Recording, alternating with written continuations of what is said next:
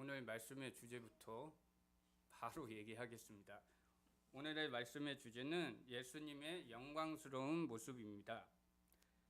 자, 예수님께서 이제 마가복음이 시작되고 제자들을 부르시고 이제 제자들을 한 명 한 명 부르시고 이들을 가르치시는 일을 하셨습니다.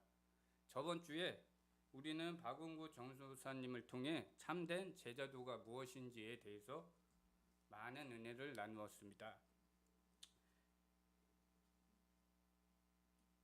자, 가이사야 빌립보에서 베드로의 고백이 있은 후에 비로소 예수님께서 제자들에게 고난을 받을 것을 가르치십니다.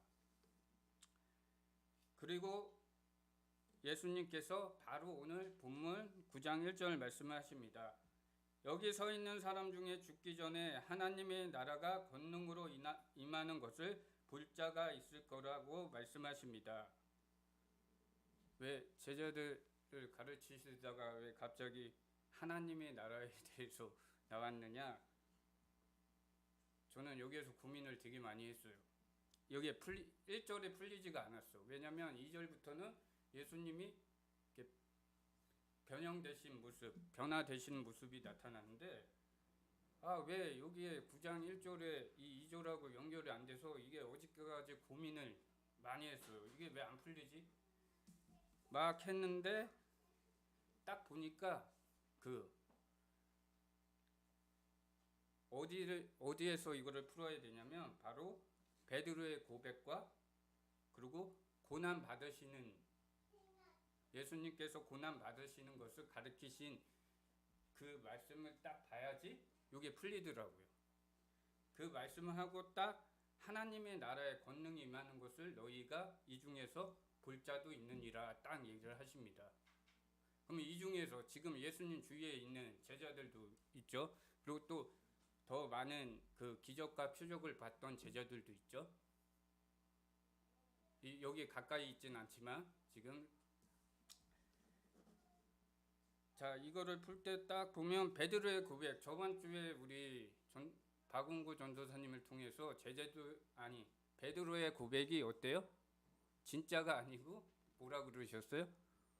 예, 그냥 자세히 얘기하진 않겠습니다. 완벽하지 않다. 예, 그렇게 말을 하셨죠. 자, 이 베드로의 고백을 딱 살펴보면 예수님이 자신이 그동안 십자가에 못 박혀 죽고 부활하셨다는 것을 감췄는데 이 베드로의 고백을 통해서 어떻게 해요? 지금 좀 드러나게 된 거죠.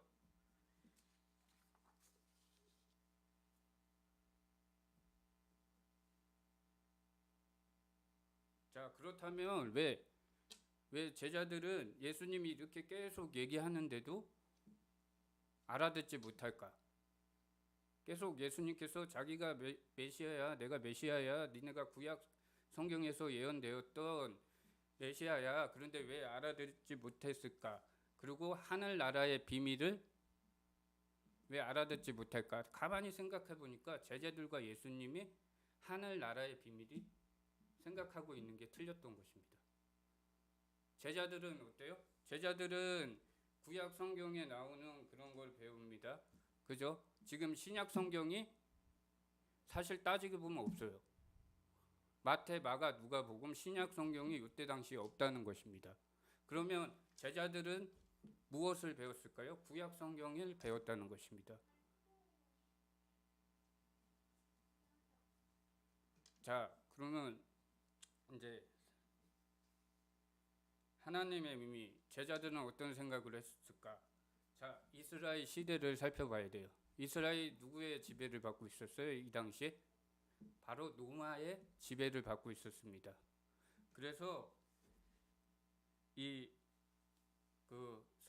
구약 성경을 가르치는 사람들과 이 사람들이 예수님에 대해서 이 오실 메시아에 대해서 조금 잘못 생각을 하고 있었던 것입니다.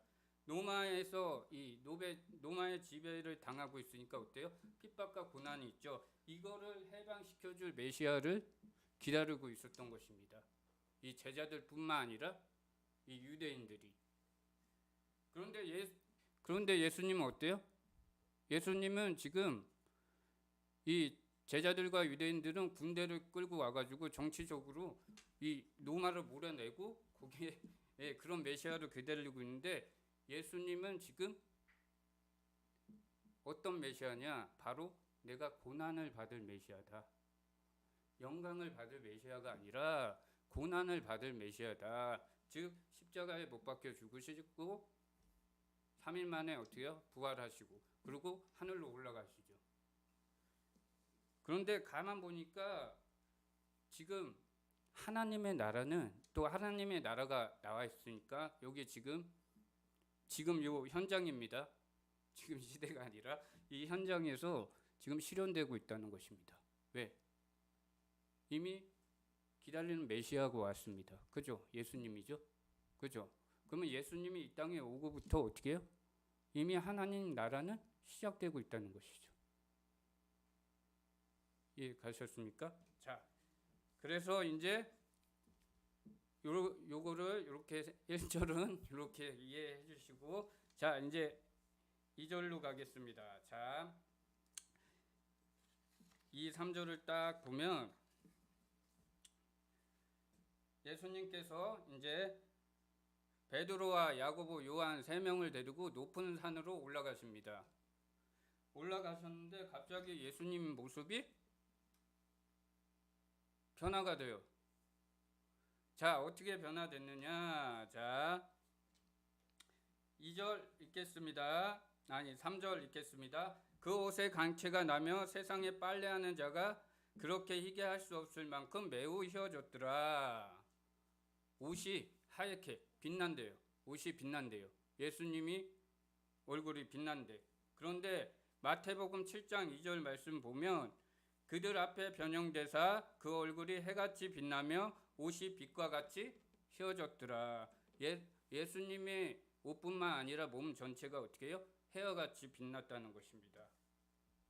자, 이 예수님께서 갑자기 빛난 이 모습, 자, 예수님께서 제자들에게 무언가를 가르쳐 주려고 하시는 겁니다. 갑자기 산에 올라가는데 해같이 팍 빛나는 눈부시게 제자들이 두려워할 만큼, 자, 이 두려워한 만큼의 모습을 딱 보여주는데, 가만 생각해 보니까 이거면 다 예수님께서 바로 내가 하나님의 아들이다, 니네가 기다리는 메시아다라는 것을 다시 한번 이 변화된 모습으로 확인시켜 주는 것 같습니다. 그리고 또 한 가지 제가 더 생각을 했는데, 지금 이 변화된 예수님의 눈부신 이 변화된 모습이 예수님께서 십자가에 못 박혀 죽으시고 장사 죄송합니다.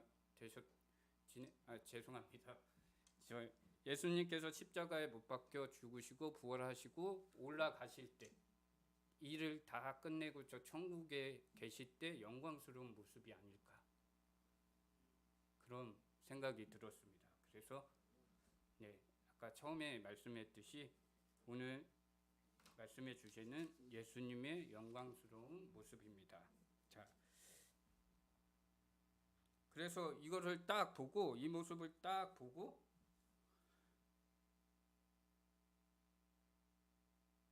엘리야 모세, 죄송합니다. 이 변한 모습 이후에 엘리야와 모세가 함께 나타납니다.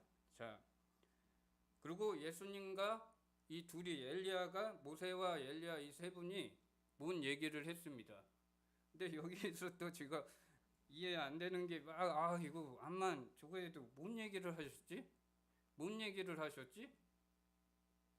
막 그랬는데 아마도 예수님께서 죽으시고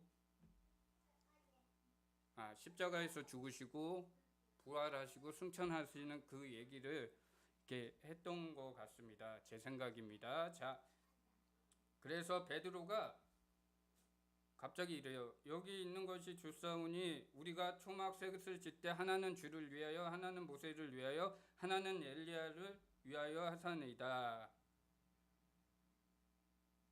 4절 5절 말씀입니다. 오늘 본문. 근데 왜 베드로가 갑자기 이 얘기를 했을까? 지금 예수님의 변형된 모습을 딱 봤을 때 어때요? 아, 이분이 예수님이구나. 와, 진짜 우리가 기다리던 메시아구나. 그렇게 생각을 해야 되는데 안 그랬다는 겁니다. 지금 5절을 딱 보면 뭐 초막절 뭐 이런 거 다 설명하기엔 그래서 제가 느낌만 얘기할게요. 지금 베드로는 예수님과 엘리야와 모세를 어떻게 동등한 입장으로 보고 있다는 느낌이 딱 들었어요. 지금 그 변화된 모습을 딱 봐도. 그렇다면 여기에서 왜 엘리야와 모세가 나왔는지를 우리가 살펴보겠습니다. 왜 항상 등장할까? 엘리야와 모세가. 자, 모세는 어때요? 모세는 율법을 받은 사람입니다. 그죠? 율법을 받고 이스라엘 백성을 이끈 사람. 그리고 엘리야는 선지자를 대표하는 사람 중에 한 명이에요. 예언 있죠. 예언자들 중에 한 분입니다.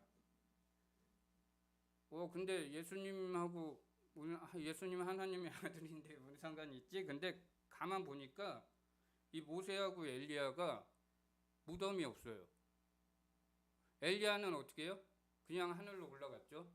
그리고 모세는 죽었어요. 죽었는데 이 저게 없다고 나와요. 무덤이 죽었는데 무덤이 없다고 나옵니다. 신명기 43장 6절 말씀이에요. 제가 읽을게요. 벳부월 맞은편 모압 땅에 있는 골짜기에 장사되었고 오늘까지 그의 묻힌 곳을 아는 자가 없느니라. 이거 신기하지 않아? 예수님과 좀 닮은 것 같지 않아요? 지금 이 상황이? 아니 이 모세랑 엘리야를 딱 봤을 때 바로 예수님을 상징적으로 모세와 엘리야는 보여주고 있는 것입니다. 예, 그렇게 이해하시고요. 제가 지금 떨려서 좀 빨리빨리 넘어가려고 하고 있습니다.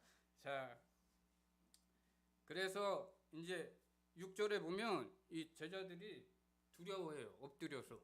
그런데 다시 한번 7절을 보게 되면 예수님이 누구의 아들? 하나님의 아들, 너희가 기다린다는 메시아다는 이것을 증명해 주고 있습니다. 그게 바로 하나님이에요. 7절 말씀 보겠습니다. 마치 구름이 와서 그들이 덮으며 구름 속에서 소리가 나되 이는 내 사랑하는 아들이니 너희는 그의 말을 들으라 하는지라.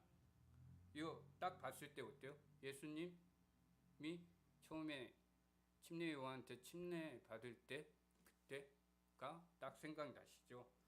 자, 이제 이렇게 딱 하시고 하나님께서 예수님을 이렇게 얘가 내 죄송합니다. 얘가 내 사랑하는 아들이야. 바로 니네가 기다리는 예수가 바로 메시아라는 것을 증명해주고 있습니다. 자, 그래서 이제 예수님과 제자들이 이제 산에서 내려오는데 예수님께서 제자들에게 경고해요. 8절 9절입니다. 내가 읽겠습니다. 문득 둘러보니 아무도 보이지 아니하고 오직 예수와 자기들 뿐이더라. 그들이 산에서 내려올 때에 예수께서 경고하시되 인자가 죽는 자 가운데서 살아날 때에 본 것을 아무에게도 이르지 말라 하시니. 지금 또 예수님께서 어때요? 또 자기의 일을 어때요? 이렇게 감출하고 제자들에게 말하고 있죠. 그리고 내려오다가 제자들이 이제 10절에서 13절까지입니다. 자, 이제 질문을 해요. 딱 내려오면서 읽지는 않겠습니다. 말씀은. 자, 먼저 이렇게 딱 내려올 때 예수님께서 이제 경고하셨죠. 니네 얘기하지 마. 근데 제자들이 마음에 서로 이렇게 얘기를 합니다. 죽은 자 가운데서 살아나는 것이 무엇일까? 지금 아직도 모르고 있다는 거죠. 자, 그런데 이제 이에 제자들이 11절부터 13절입니다. 이제 내려오면서 예수님께 질문을 해요. 서기관들이 엘리야가 먼저 와야 하나이까 왜 그렇게 얘기했습니까? 그러니까 예수님께서 말을 합니다. 엘리야가 과연 먼저 와서 모든 것을 회복하였거니와 어찌 인자에 대하여 기록하기를 많은 고난을 받고 멸시당하느니라. 자, 그리고 13절입니다. 그러나 내가 너에게 이르노니 엘리야가 왔을 때 기록된 바 이와 같이 사람들이 함부로 대우하였느니라 하시니라. 자, 지금 엘리야가 이미 왔다고 말을 하고 있죠. 이 엘리야가 누굽니까? 그 구약 성경에 예언되어 있던 엘리야가 바로 침례 요한입니다. 침례 요한은 어때요? 예수님의 길을 어때요? 예비하는 자죠. 그리고 그 죄송합니다. 그 다른 선지자들도 마찬가지로 예수님을 예비하는 자죠. 예수님의 길을. 자, 이 말을 듣고 제자들이 마가복음에서는 아직도 깨닫지 못했구나 그렇게 생각이 드실 거예요. 왜냐하면 13절에 그냥 13절 이후에 아무 말도 안 나와요. 뭐 제자들이 깨달았다 뭐 했단 말이 안 나와요. 근데 마태복음 17장 11절에서 13절 말씀을 보면 나옵니다. 제가 읽겠습니다. 예수께서 대답하여 이르시되 엘리야가 과연 먼저 와서 모든 일을 회복하리라. 12절입니다. 내가 너에게 말하노니 엘리야가 이미 왔을 때 사람들이 알지 못하고 임의로 대우하였도다. 인자도 이와 같이 그들에게 고난을 받으리라 하시니. 13절 말씀입니다. 마태복음 17장. 그제서야 제자들이 예수께서 말씀하신 것이 침례 요한인 줄을 깨달았느니라. 요 뒤로 예수님께서 요 질문을 하고 엘리야에 대해서 얘기하신 후에 어떻게 해요? 제자들이 이 엘리야가 침례 요한인 것을 깨달았습니다. 자, 그러면 말씀을 정리하겠습니다. 자, 갈리사야 빌립보에서 예수님께서 제자들에게 죄송합니다. 가이사 빌립보에서 베드로의 신앙 고백과 예수님께서 제자들에게 십자가에 죽으시고 부활하실 것을 비로소 말씀을 하십니다. 하지만 제자들은 예수님의 말을 깨닫지 못합니다. 그래서 예수님께서는 베드로와 야고보와 요한을 데리고 높은 산으로 올라가셔서 예수님의 영광스러운 모습을 보여주시면서 제자들에게 자신이 고난을 받을 메시아임을 알려주십니다. 사랑하는 성도 여러분, 우리가 말씀 속에서 예수님을 볼 때 알지를 못합니다. 많이 안다고 해도 성경에 나와 있는 것까지, 그리고 이 성경에 나와 있는 하나님 예수님은 다 또 알지도 못합니다. 그러나 우리 예수님께서는, 우리 하나님께서는 말씀을 통해서 여러분들에게 얘기를 하십니다. 자, 예수님이 나의 아들이라고, 내가 너에게 보내주신 메시아라는 것을 알려주십니다. 기도하겠습니다. 우리 공동체에